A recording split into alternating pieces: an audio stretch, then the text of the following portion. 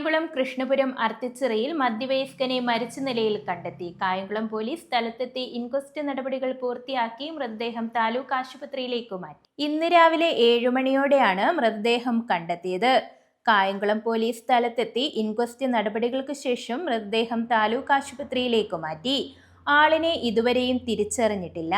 പോസ്റ്റ്മോർട്ടത്തിന് ശേഷം മാത്രമേ കൂടുതൽ കാര്യങ്ങൾ വ്യക്തമാകൂവെന്ന് പോലീസ് അറിയിച്ചു. കായംകുളം നഗരസഭാ ചെയർമാൻ ബെല്ലാരിയും സ്ഥലത്തെത്തിയിരുന്നു. മരിച്ചയാൾക്കൊപ്പമുണ്ടായിരുന്ന ആളിനെ പോലീസ് കസ്റ്റഡിയിലെടുത്തിട്ടുണ്ട്. News bureau, Kayamkulam.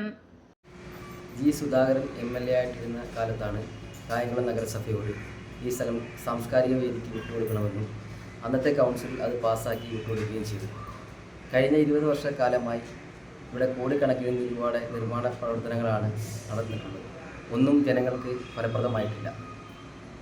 ഇന്ന് എൻ്റെ അറിവിൽ എൻ്റെ സുഹൃത്തുൾപ്പെടെ 3 പേരാണ് അവിടെ രക്തസാക്ഷിയായിട്ടുള്ളത്. ഇതിനെതിരെ നടപടികൾ സ്വീകരിക്കും. ഒരു ക്യാമറ പോലും സർക്കാരിൻ്റെ ഭാഗത്തു നിന്നോ മുനിസിപ്പാലിറ്റിയുടെ ഭാഗത്തു നിന്നോ അവിടെ നിർമ്മിക്കാൻ പറ്റിയിട്ടില്ല. അവിടെ വൻ അഴിമതിയാണ് നടക്കുന്നത്. ആ സ്ഥലം തിരികെ മുനിസിപ്പാലിറ്റിക്ക് നൽകണമെന്ന് ആവശ്യപ്പെട്ടുകൊണ്ട് നിയമത്തിൻ്റെ വഴിക്ക് ഞങ്ങൾ പോകുമെന്നും പറയുകയാണ്.